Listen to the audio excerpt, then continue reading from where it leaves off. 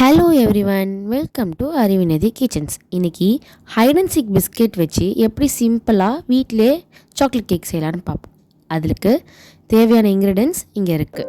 First hide and seek biscuit எடுத்து நம்ம பிரித்து ஒரு பவுலில் ட்ரான்ஸ்ஃபர் பண்ணிக்கலாம். இப்போது இந்த பிஸ்கெட்ஸை நம்ம நல்லா பவுடர் ஆக்கிக்கலாம். இப்போ இந்த பவுடர் ஆக்கின பிஸ்கெட்ஸை ஒரு பவுலில் ட்ரான்ஸ்ஃபர் பண்ணிக்கலாம். இப்போ இது கூட கொஞ்சோண்டு பவுடர் சுகர் ஆட் பண்ணிப்போம். ஆட் பண்ணி நல்லா அதை மிக்ஸ் பண்ணிக்கோங்க. இப்போது நல்லா நம்ம மிக்ஸ் பண்ணியாச்சு. இப்போ கொஞ்சோண்டு மில்கை ஆட் பண்ணிக்கலாம். கொஞ்சம் கொஞ்சமாக ஆட் பண்ணுங்கள், ஒரே வழியாக ஊற்றிடாதீங்க. அந்த கேக் பேட்டர் வர அளவு வரைக்கும் நல்லா நீங்கள் மிக்ஸ் பண்ணுங்கள். இப்போ பார்த்தீங்கன்னா இந்த கன்சிஸ்டன்சி வர வரைக்கும் நல்லா நீங்கள் மிக்ஸ் பண்ணிக்கோங்க. நெக்ஸ்ட்டு கொஞ்சோண்டு பேக்கிங் பவுடரை ஆட் பண்ணிக்கோங்க.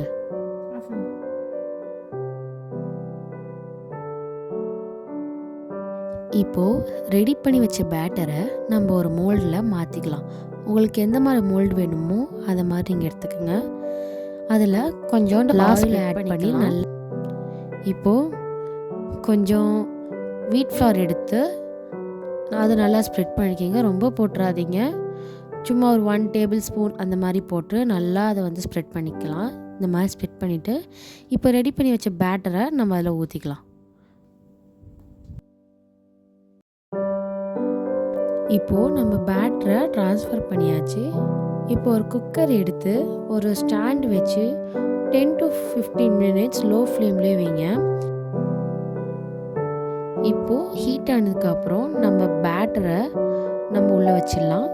ஒரு 1 hour கிட்ட லோ ஃப்ளேம்லேயே வச்சு குக் பண்ணுங்கள். குக் பண்ணிவிட்டு ஒரு டூத்பிக்கோ இல்லை நைஃப் வச்சு செக் பண்ணுங்கள். நல்லா வெந்துருச்சுன்னா வெளியே எடுத்துகிட்டு நல்லா ஆறுனதுக்கப்புறம் ஒரு நைஃப்பில் ஆயில் தடவி அதை நீங்கள் எடுத்துக்கலாம்.